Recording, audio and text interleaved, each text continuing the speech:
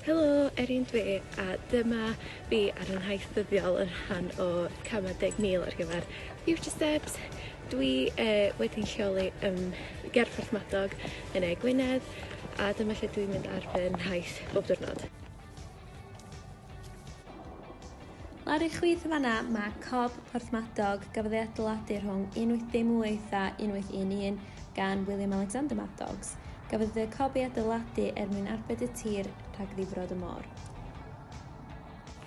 Yn y pellter yn fanna, da chi'n gallu gweld yr Wyddfa efo eira ar y top.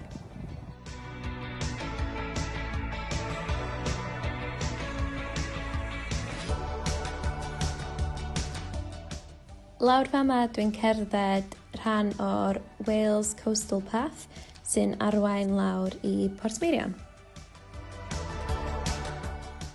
Mae ynys Giftan yn ynys sydd ond gallu cael ei chyrraedd ar draed a pan mae'r llanw allan. Does na neb wedi byw ar yr ynys ers y 60au.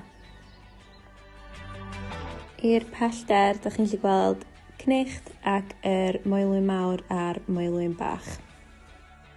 Dyma ni diwadd fy nhaith i gwmpas fy nghenefin. Gobeithio bod chi wedi mwynhau a dros y ddwan i ni yn Ynys Môn.